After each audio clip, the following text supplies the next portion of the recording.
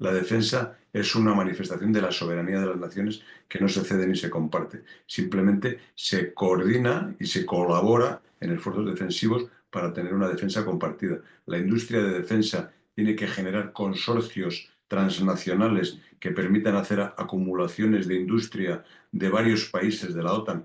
Francia y Alemania llevan años haciéndolo, creando consorcios de industria que hacen industrias de defensa multinacionales de ambos países que son más potentes que las de los dos países actuando por separado y haciéndose competencia mutuamente.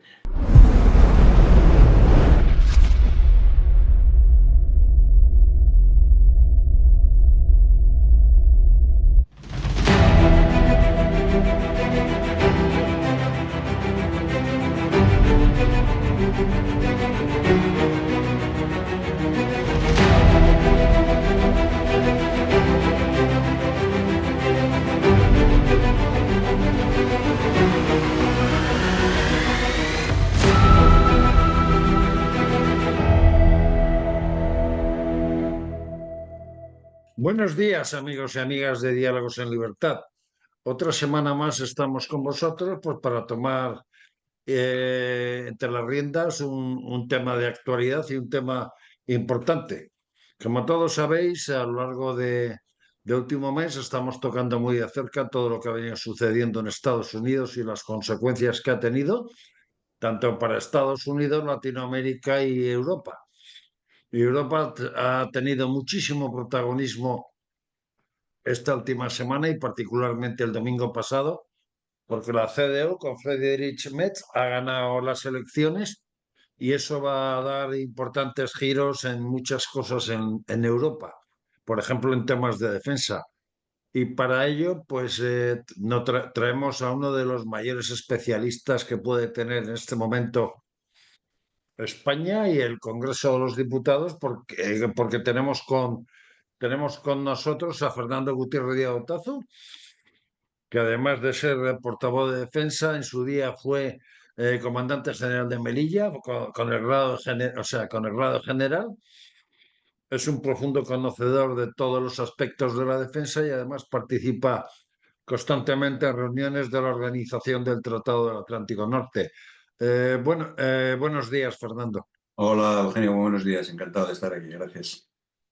Antes de empezar, sí me gustaría dirigirme a nuestra directora, Patricia Poleo, y enviarle nuestro más cariñoso y sentido abrazo por la recientísima pérdida de su madre y decirle que en estos momentos tan complicados estamos como siempre con ella y lo que deseamos es que esté de manera inmediata y recuperada en las pantallas porque tiene Patricia pues algo importante y es que la madre, es la prepulsora, la gestora y también un poco la jefa de todos los que componemos factores de poder.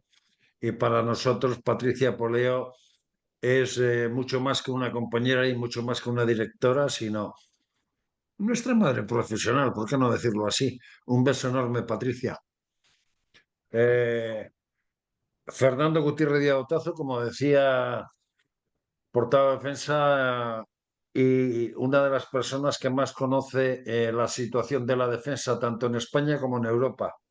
Fernando, con los últimos acontecimientos que venimos viviendo desde el pasado 19 de enero que ganara Donald Trump las elecciones en Estados Unidos, con lo cual ha dado giros importantes en sus relaciones con la Unión Soviética, o sea, con Rusia, con Ucrania en cuanto a la posición de Ucrania en esa guerra que mantiene con Rusia y por otro lado en cuanto a su opinión de la OTAN y del papel de la Unión Europea, ¿qué podemos decir?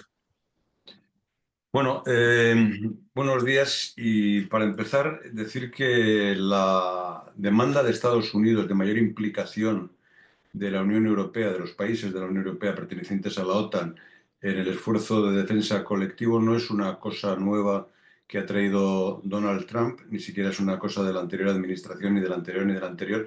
Desde el tiempo de Roosevelt, los Estados Unidos vienen pidiéndole a Europa que incremente su implicación en los gastos de defensa para hacerle consciente de que la seguridad es algo que requiere un esfuerzo económico y un esfuerzo industrial para dotar a los ejércitos de capacidad de defenderse. Recientemente, en una reunión del Consejo del Atlántico Norte, después de la llegada de Donald Trump, el embajador estadounidense dijo que la OTAN dijo una cosa que es una manifestación de redundancia de todo lo que se ha venido diciendo. Dijo que la OTAN sería viable siempre y cuando Estados Unidos, aparte de aportar su esfuerzo en la defensa colectiva, no tenía que implicarse además en la defensa individual de determinados países que no tenían la capacidad siquiera para defenderse autónomamente a sí mismos. Entonces, esto es significativo. Esto es algo que los países de la Unión Europea sabían, conocen, pero han preferido estar volcados más en lo que llaman el estado del bienestar, en la promoción de sus inversiones en fines sociales, que en la defensa que venía estando garantizada por la OTAN, sigue estando garantizada por la OTAN, pero con un peso específico de los Estados Unidos muy relevante y con poco esfuerzo por parte de muchos países de Europa, entre los cuales se encuentra el nuestro. Y hay una importante diferencia, aunque la OTAN forma parte, un conglomerado de muchos países, se da la circunstancia que Europa tiene 27 países, mientras que Estados Unidos es solo uno.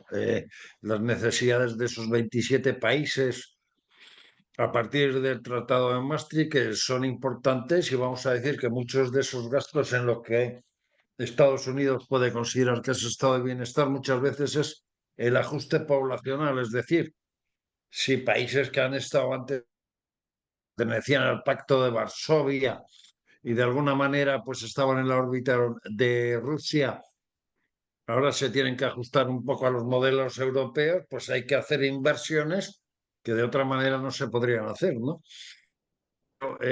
Sí Sí. ha sorprendido mucho la actitud de Donald Trump con respecto a Europa, y particularmente en el capítulo de defensa. No podría haber hecho las cosas de otra manera, es decir, de acuerdo que quiere acabar con la guerra de Ucrania, que quiere un poco hablar con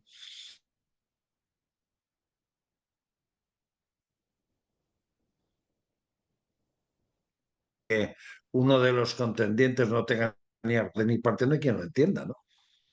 Bueno, no es aceptable y no creo que se vaya a producir. De hecho, bueno, el presidente Trump va a recibir al presidente Zelensky.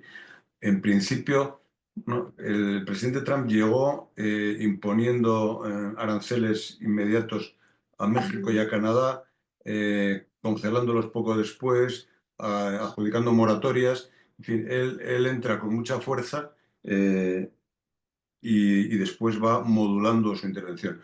Otra cosa que se dijo también en el Consejo Atlántico por parte del representante de Estados Unidos es que la posición oficial del presidente de los Estados Unidos no tiene por qué ser la posición oficial de los Estados Unidos, porque en Estados Unidos hay contrapesos en las cámaras, en el Congreso y en el Senado, que hacen que se module el mensaje que inicialmente manda el presidente de los Estados Unidos al mundo, pero que después, por actuación de diferentes actores, se va modulando.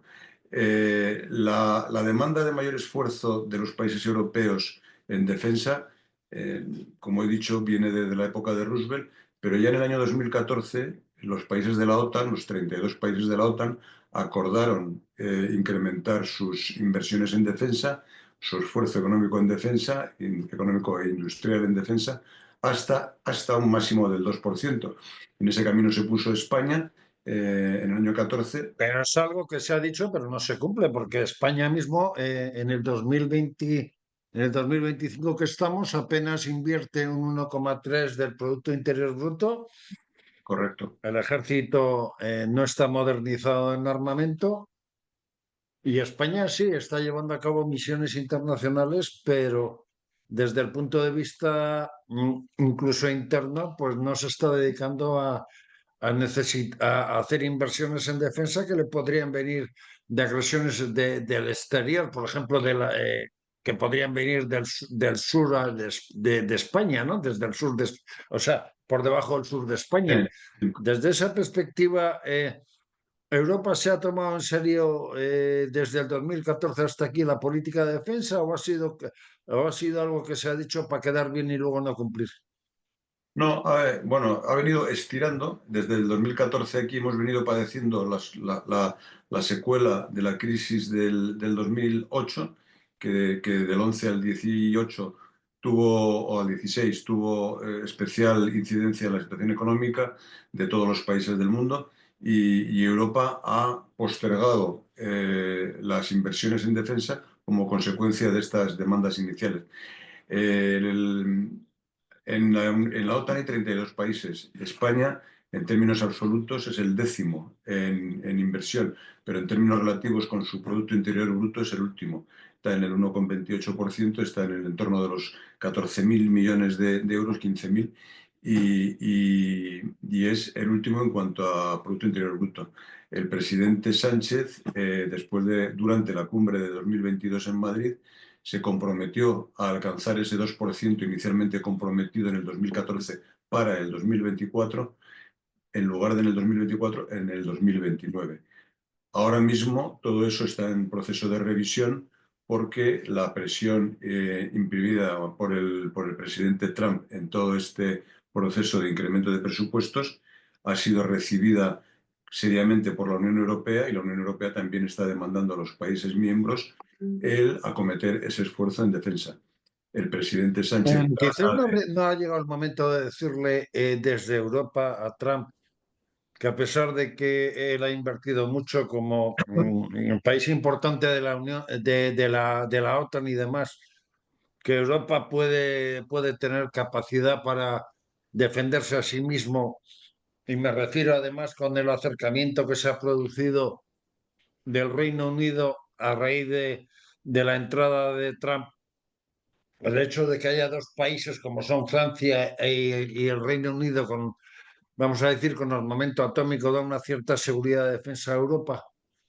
Sí, bueno, Europa tiene capacidad para asumir su propia defensa y tiene capacidad para promocionar y potenciar su industria de defensa en poco plazo de tiempo, si cambia sus prioridades y se decide a asumir que la seguridad cuesta dinero y que hace falta invertirlo, disminuyendo partidas de otros gastos. Europa puede hacerlo y de hecho tiene que hacerlo porque hasta ahora mismo Estados Unidos invierte el 40% de lo que invierte todo el mundo en defensa. Invierte unos 900.000 millones de dólares al año. El segundo inversor en el mundo es China, que invierte una tercera parte. En lo que concierne a la OTAN, después de Estados Unidos, está Alemania, que invierte una décima parte de Estados Unidos, unos 90.000 millones de euros, y a continuación está el Reino Unido. En toda esa secuela, España, como digo, está el décimo país de la OTAN, pero el último en relación con su Producto Interior Bruto, y tiene que incrementar su esfuerzo en defensa. El presidente Sánchez ha tratado de hacer algo parecido a lo que hizo en la pandemia, es decir, mutualizar ese esfuerzo con el resto de los países de la Unión Europea, pero el resto de los países de la Unión Europea, encabezados por la propia presidenta de la Comisión, Ursula von der Leyen, le han dicho que esto no es como la pandemia y que hay que apechugar, y que hay Que que abriera el grifo hacer para que esfuerzo. se pueda producir un gasto, pero que no como la pandemia, sino que cada país tendrá que ejecutar el gasto en relación a sus capacidades, ¿no? Efectivamente, Pero entrando en España, por un momento, España no está en un alto riesgo para ser la frontera sur de Europa y no se está dando cuenta que el peligro nos viene de abajo, por un lado de no tener un armamento adecuado y por otro lado del hecho de que puede ser objeto de una agresión desde su sur y por otro lado que puede ser el segundo problema de cara a futuro, además de Ucrania, si el tema de Ucrania no se termina resolviendo de manera inmediata como pretende Trump. bueno, vamos a ver, la amenaza procedente del sur para la local de España está de momento afrontada, pero hay que tomarse en serio la inversión en defensa y el incremento de efectivos de las propias Fuerzas Armadas, de lo que ya ha empezado a hablar el Ministerio de Defensa, de un incremento significativo de los efectivos de las Fuerzas Armadas, de unos 120.000 en los que se encuentran a unos 140.000. Y también del incremento en industria de defensa y en producción de capacidades. Eso ha de hacerse. La amenaza del sur no es exclusivamente de nuestro vecino más próximo, sino que también lo es de la creciente presencia de Rusia y de China en todo el continente En el africano. Sahel, ¿no? En el Sahel, en el norte de África, en Libia y también en el África subsahariana y también en lo que se extiende hacia Oriente Medio. Ahora mismo la Alianza Atlántica contempla tres escenarios distintos. Uno es el del este europeo, otro es el del Indo-Pacífico y otro es el del vecindario sur. Y todos ellos están, digamos, revestidos por los mismos cuatro potenciales amenazas, que son China, Rusia, en primer lugar, y a continuación Corea del Norte e Irán. Son los cuatro actores, China y Rusia en primer lugar, pero Corea del Norte e Irán a continuación como colaboradores también para todo su esfuerzo, que están presentes en todos estos teatros. Si le parece, vamos a ir analizando un poco esos cuatro posibles enemigos que pueda tener la Unión Europea. Vamos a ver, realmente en España, y usted además es diputado por Melilla, una de las zonas afectadas, con lo cual conoce el tema perfectamente. ¿Realmente en España somos conscientes del peligro que tenemos si, por ejemplo, a Marruecos, y dado el giro de políticas que está llevando a cabo el gobierno de España, se le ocurre plantearnos una marcha verde como lo hizo en el año 1975 o algún tipo de acción para apropiarse de la soberanía de las ciudades de Ceuta y Melilla, el jaleo con el que nos encontramos? Y no lo digo solo desde el punto de vista humano, sino desde el punto de vista militar, que esas dos ciudades están indefensas de alguna manera, porque Bueno, tampoco entran en el perímetro de defensa de la OTAN, ¿no? yo creo que desde el punto de vista de la defensa sí que se es consciente. No obstante, el problema fundamental que tienen las ciudades de Ceuta y Melilla no es de indefensión de carácter militar, sino es de presión económica, comercial y social del Reino de Marruecos que no está siendo suficientemente contrarrestada por las actuaciones del Gobierno de Madrid. Marruecos está incrementando su presión económica mediante el cierre unilateral de la aduana comercial de Melilla que se produjo en 2018 y ahora un juego de reapertura que es el paso de un camión a la semana, que es una cosa absolutamente simbólica y de poca efectividad, cuando esa aduana ha estado funcionando con toda normalidad desde la independencia de Marruecos, entre Marruecos y España. Y se cerró unilateralmente y ahora bajo el pretexto de ciertas mejoras técnicas, se está alargando y demorando la reanudación de su funcionamiento. España está actuando de una manera muy tímida en todo este proceso y desde los gobiernos locales de Ceuta y Melilla se insiste y se insta mucho a Madrid de la necesidad de adoptar medidas no contra Marruecos, sino de defensa de los intereses de Ceuta y de Melilla, con la adopción de medidas. Pero, Fernando, ¿somos conscientes de que, por ejemplo, en Ceuta y Melilla, si por lo que sea a Marruecos se le ocurre hacer alguna acción hacia esas ciudades, de alguna manera están indefensas, que no tienen las inversiones adecuadas y que por otra parte vamos a decir que son ciudades abandonadas al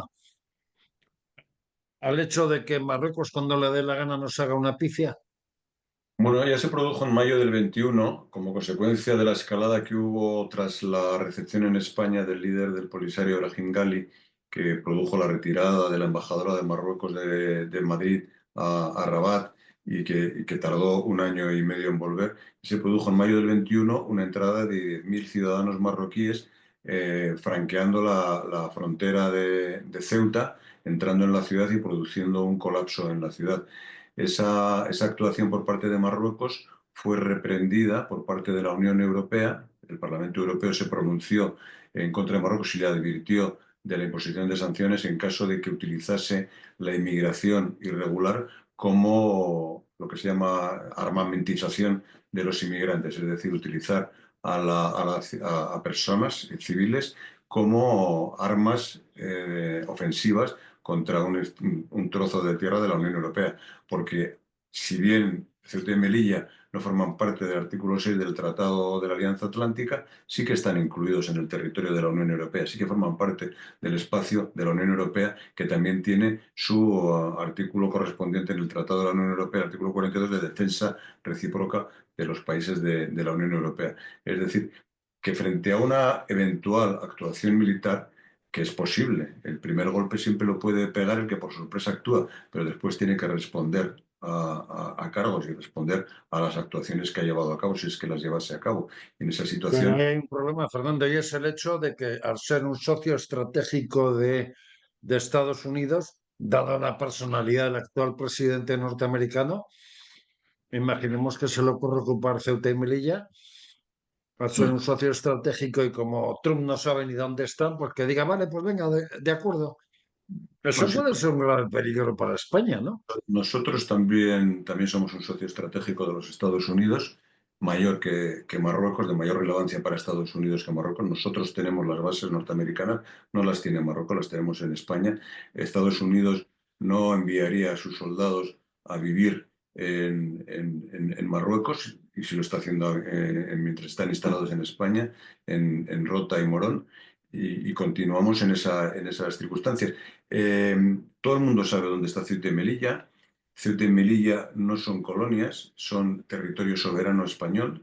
Y eso hay Ujú. una discusión al respecto en las Naciones Unidas. La ocupación de Ceuta y Melilla sería una invasión a territorio de soberanía nacional española. No es la ocupación de una colonia ni de un territorio abandonado ni nada semejante. Es la ocupación física de territorio de soberanía española, al cual España respondería, y no respondería en el propio terreno de Ceuta y Melilla, que como se sabe tiene 13 kilómetros cuadrados Melilla y 19 kilómetros cuadrados Ceuta.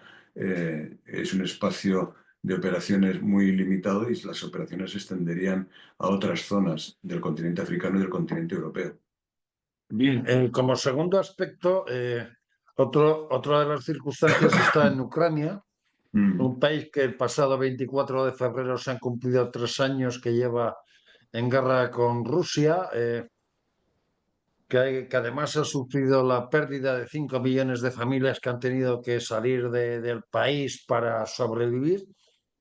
Tiene un promedio de unos 80 a 100 mil muertos y de buenas a primeras, aunque es un país invadido, resulta que por parte de Estados Unidos y demás se favorece la paz, cosa que siempre es importante, pero dando una serie de prebendas y una serie de, vamos a decir, de motivaciones al invasor que no sean lógicas desde el punto de vista de los tratados internacionales desde 1945 e incluso con modificaciones territoriales. ¿Esto es admisible o no? Bueno, no es admisible, pero está por ver en qué términos se produce, si es que se produce ese acuerdo de paz o de alto el fuego, porque si no hubiese garantías de seguridad para Ucrania, de no seguir siendo agredida, Ucrania está siendo Kiev, está siendo bombardeado estas noches pasadas. Ayer por la noche falleció un periodista y su marido, una periodista y su marido, un oncólogo, como consecuencia de un dron que cayó en Kiev, y fracciones del dron mataron a este matrimonio, y hay bombardeos continuos de drones rusos en Ucrania. Ucrania también está llevando a cabo actuaciones en contra de la presencia rusa en territorio ucraniano, y también en la zona conocida de Kursk, en territorio ruso. Se siguen llevando a cabo actuaciones militares, y está por ver en qué términos se produce ese alto el fuego o ese cese de hostilidades. Por una parte, la Unión Europea está ofreciendo, y el Reino Unido también, están ofreciendo la presencia de militares europeos en el territorio ucraniano para garantizar que Rusia cesa las hostilidades. Eso de momento el presidente Putin no lo aceptaba porque decía que soldados de la Unión Europea y del Reino Unido son soldados de la OTAN y no acepta presencia de OTAN en Ucrania. Por otra parte, China ahora reclama también su presencia en este acuerdo entre los otros dos grandes actores de este asunto, que son Estados Unidos y Rusia, hablando de las tierras raras y demás, y de la explotación que pretende el presidente Trump. Está por ver qué es lo que Trump ofrece a Zelensky como contrapartida. El otro día Trump dijo que Hablaba de 350.000 millones de euros para que en un momento dado pudiera continuar la guerra, pero le exigía el 50% de la explotación de las tierras raras, ¿no?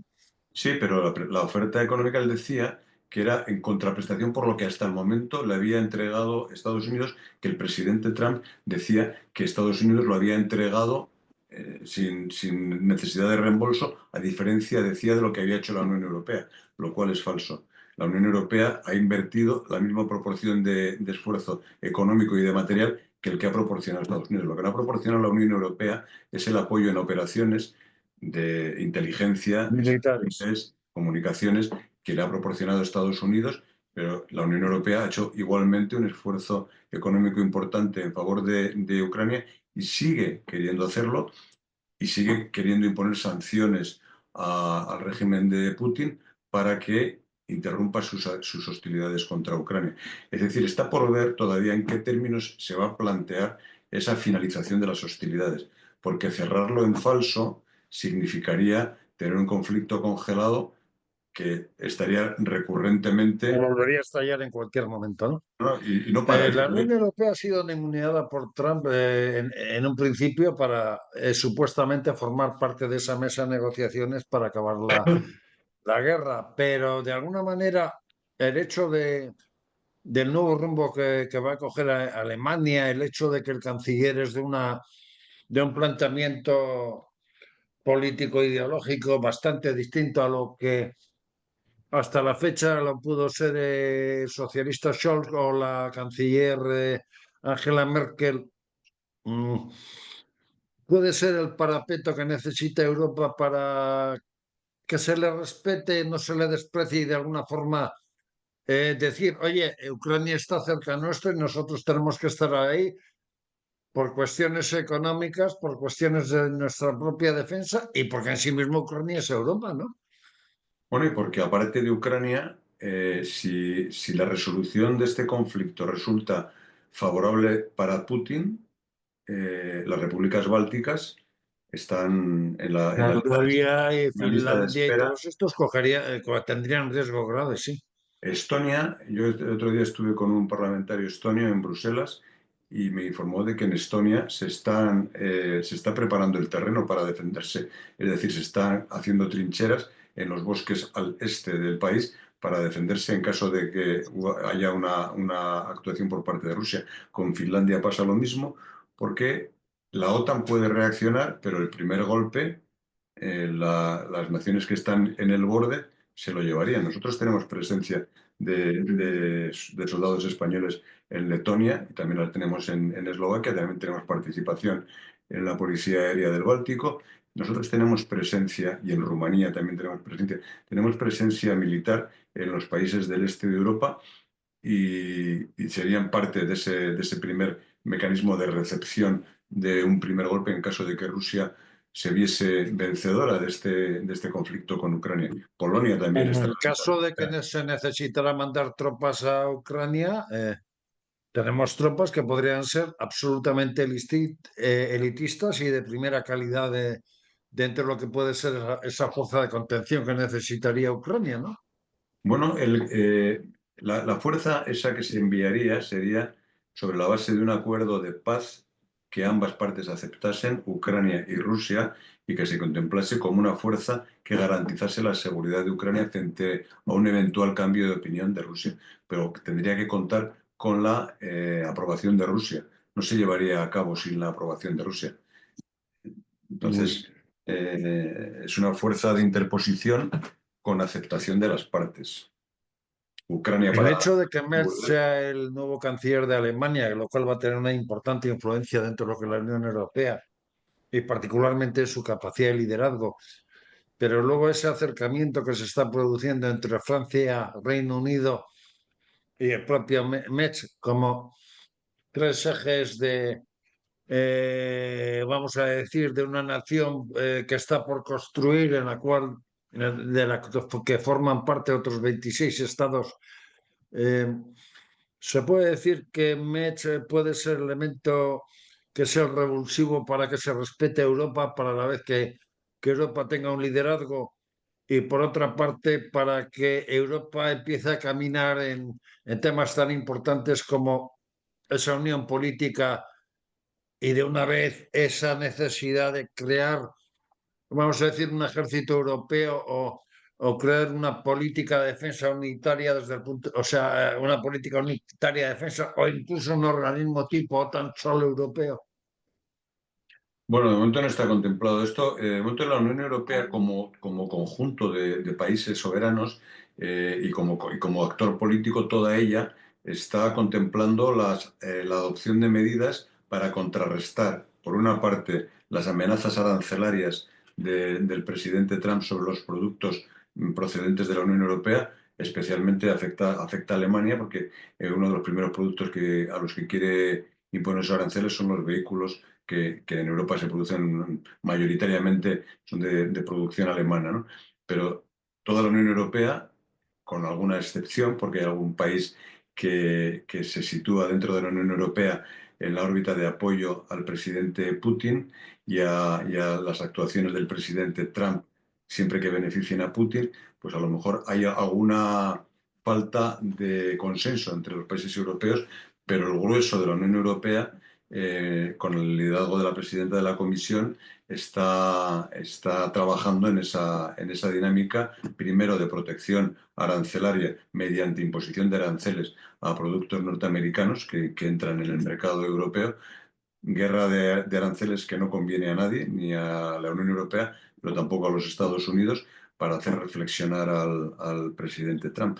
Es decir, que Fernando, no está tan automático Y todo China, como por parece. ejemplo, pasando al tercer enemigo, China, puede ser más un enemigo desde el punto de vista tecnológico, económico, y o sea, con respecto a la Unión Europea, porque China puede prestar apoyo a Rusia, puede prestar armamento, puede darle dinero, pero como Lo apoyo, presta. como enemigo directo de Europa no se ve claramente, ¿no? No, en el concepto estratégico de la OTAN del año 2022, China figura como un competidor. China está extendiendo su presencia comercial e industrial en el continente africano y está compitiendo con la presencia europea. De hecho, la Unión Europea está prácticamente retirada del continente africano. La OTAN, consciente de ese fenómeno de incremento de presencia Rusia y China en el sur, y de la reducida presencia de la Unión Europea, está haciendo un esfuerzo por tener presencia en los países del norte de África. Y de hecho hay un nuevo representante especial del secretario general de la OTAN, que es un español, un diplomático, Javier Colomina, que tiene como cometido establecer relaciones con todos los países de lo que se llama la región MENA, que es el Oriente Medio, Middle East and North Africa, Medio Oriente, Oriente Medio y África del Norte. Y lo está haciendo y estableciendo relaciones con todos ellos al objeto de ir incrementando la presencia de los países de la OTAN, especialmente del sur de Europa, en esa parte del continente africano, para contrarrestar la presencia económica fundamentalmente de los chinos y militar de Rusia. Y precisamente a la hora de hablar de ese cuarto supuesto enemigo, pues está lo que es la real frontera europea, que serían los países del Sahel, en donde Rusia y el yihadismo están teniendo un papel importante. Rusia incluso con el envío de ejércitos privados y el yihadismo, pues con actuaciones en el Sahel que Mm. ponen en peligro la seguridad europea. ¿Cómo podemos actuar ahí? Bueno, el tablero es complicado, pero los países del norte de África, Argelia, Marruecos, aunque tienen un conflicto entre ellos, con respecto al combate contra el yihadismo, participan de la misma preocupación que participan los países del sur de Europa de contener el fenómeno de las actuaciones del terrorismo yihadista hacia el norte del Sahel. Y están involucradas en la contención de ese fenómeno, están respaldadas por la Unión Europea y por la OTAN en la contención de ese fenómeno bueno, y seguimos trabajando en ello. Y de momento lo están haciendo con éxito en la contención de ese fenómeno de expansión de terrorismo yihadista hacia el norte. Bien, viendo cómo está el escenario, se puede decir que si salvamos toda esta dificultad que nos ha planteado Donald Trump con el tema de Europa y el papel de Europa con respecto a las negociaciones del fin de la guerra entre Ucrania y Rusia, ¿cuál debe ser la estrategia de futuro de Europa? Quizás crear un ejército europeo, quizás volver a pensar que los países van a tener que aportar soldados a ese ejército y que volvamos a ver temas como el que se tenga que hacer el servicio militar obligatorio, quizás repartirse entre los 26, entre los países que componen Europa según sus especialidades, pues, no sé, por ejemplo, parte de la Marina de ese supuesto ejército para Inglaterra, Reino Unido, incluso España y demás, ir repartiéndose las necesidades de defensa, vamos a decir, por zonas, lo cual debe ser la estrategia de cara a futuro. No se contempla esa división esa especialización de funciones, ni de teatros, ni de zonas, porque cada país tiene la necesidad y la obligación de ser autosuficiente en su propia defensa. Es decir, que España tiene que ser capaz, la defensa es una función soberana de cada país, igual que lo es la política exterior.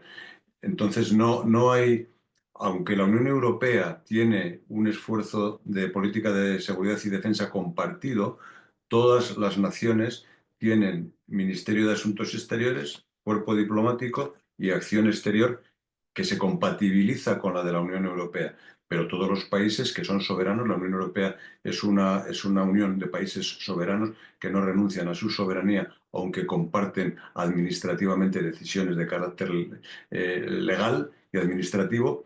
Los países son soberanos y la defensa es una función de carácter soberano, con lo cual todos los países tienen que tener las capacidades para ser capaces de defenderse a sí mismos frente a cualquier amenaza. Y aparte de eso, aportar un esfuerzo para la defensa colectiva, la defensa de todos ellos.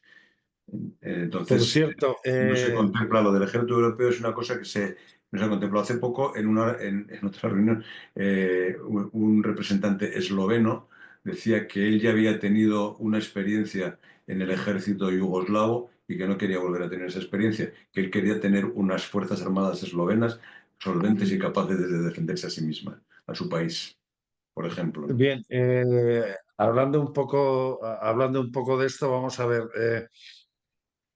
La sociedad europea está mentalizada que va a tener que asumir esto porque hay una cosa clara. Trump viene diciendo que la OTAN no se va a mantener si Europa no aporta lo que tiene que aportar. No sabemos si a Europa le puede interesar o no crear su propia infraestructura defensiva para no depender de nadie, pero lo cierto es que Europa tiene que tomar decisiones inmediatas de cara a futuro porque se juega muchas cosas. La OTAN sobrevivirá, no sobrevivirá, se irá a crear un ejército europeo, no ya por convicción, sino por necesidad, o en sí mismo el problema de la defensa puede dar lugar a que incluso esté en riesgo la propia Unión Europea. Yo creo que hay que tener calma y asentarse sobre el terreno antes de apresurarse a tomar decisiones y hacer análisis precipitados. La Unión Europea no va a configurar un ejército europeo. La defensa de la Unión Europea, la defensa colectiva de la Unión Europea se basa en la OTAN. De los 32 países de la OTAN, 27 perdón, 21 de los 27 de la Unión Europea son al mismo tiempo países de la OTAN. Entonces, no se contempla la creación de una estructura supranacional de defensa que ceda soberanía en ámbito como la defensa. Europa tiene que incrementar su esfuerzo en defensa de todos y cada uno de los países, tiene que incrementar el esfuerzo en defensa, en industria de defensa en todos y cada uno de los países. La industria de defensa tiene que generar consorcios transnacionales que permitan hacer acumulaciones de industria de varios países de la OTAN. Francia y Alemania llevan años haciéndolo, creando consorcios de industria que hacen industrias de defensa multinacionales de ambos países que son más potentes que las de los dos países actuando por separado y haciéndose competencia mutuamente. España forma parte de algunos de esos consorcios transnacionales, como es el caso de Airbus, por ejemplo, u otras, ¿no? Y entonces ese es el futuro de la industria de defensa, no es el de tener una industria de defensa colectiva, sino el de que haya consorcios de industrias de defensa nacionales, porque, como he dicho antes, la defensa es una manifestación de la soberanía de las naciones que no se cede ni se comparte. Simplemente se coordina y se colabora en esfuerzos defensivos para tener una defensa compartida. Pero cada país debe tener su propia defensa garantizada. Y Hay un hecho importante en todo esto que quizás la Unión Europea y la propia OTAN se va a tener que mentalizar y es el hecho de educar a la sociedad. La sociedad europea realmente es consciente de esta necesidad de defensa, del hecho de los riesgos que conllevan no tener una defensa adecuada, del sacrificio que le puede suponer, e igual participar, como puede ser su obligación con el servicio militar y otro tipo de cosas, porque Europa se preocupa del estado de bienestar, que es importante, pero no de sus necesidades para sobrevivir ni para defenderse, ¿no? Yo creo que el fenómeno de Ucrania ha cambiado muchas mentalidades en este sentido y ha hecho ver que una guerra convencional es posible y no es descartable.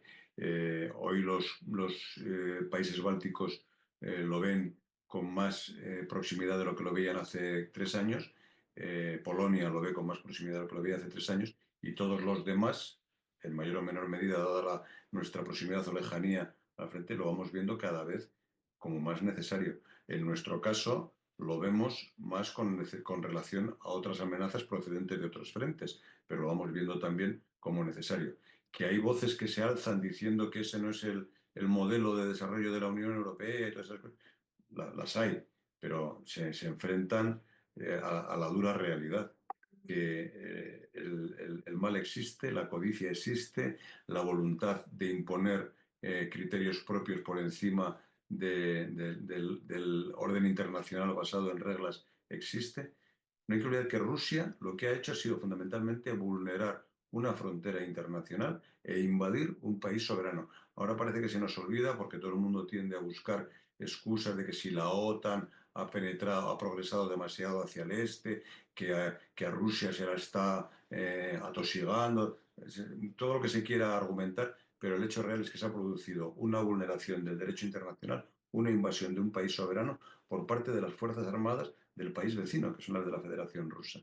Eso es lo que se ha Pues producido. Fernando Gutiérrez Díaz Otazu, diputado del Partido Popular por Melilla, general en jefe en su día cuando era militar, porque en España los militares no pueden participar en política y en este caso el general Fernando Gutiérrez Díaz Otazu está retirado en la reserva del ejército, pero, pero ahora nos trabaja por aquello que conoce y por aquello que además ama, como es el ejército y la defensa desde la política.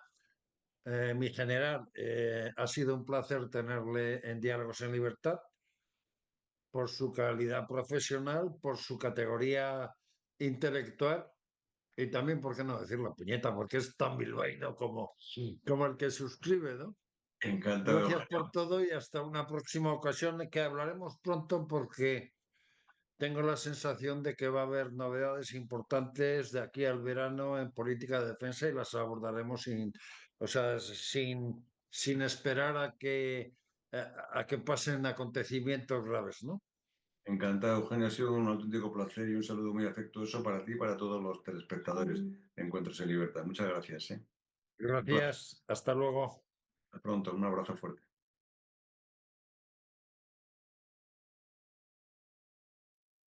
Saludos, soy Jesús Villegas. Os presento una nueva edición del programa Justicia para Todos. Hoy vamos a hablar del Tribunal Supremo, en concreto de los recientes nombramientos de magistrados del Tribunal Supremo, que como sabéis se han nombrado 21. ¿Qué hay que hacer para ser magistrado del Tribunal Supremo? A lo mejor a alguno de los espectadores le gustaría serlo. Pues vive Dios que es bastante complicado.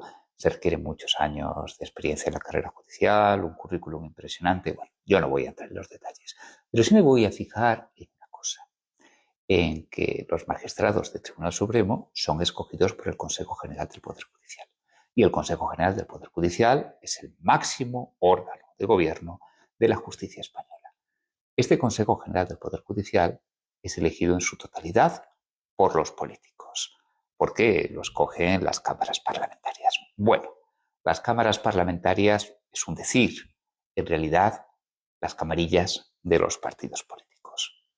Y claro, surge la duda, porque si al Consejo General del Poder Judicial lo eligen los políticos y el Consejo elige, a su vez, a los magistrados del Supremo, pues nos preguntamos, ¿la política tendrá algo que ver para llegar al Tribunal Supremo?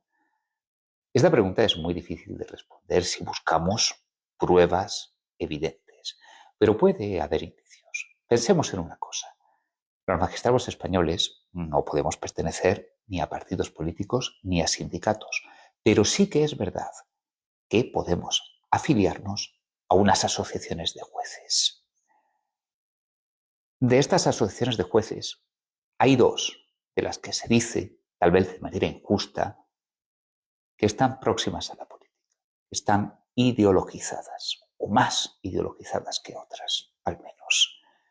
De la Asociación Profesional de la Magistratura se dice que tiene una orientación conservadora y que por lo tanto está próxima al Partido Popular.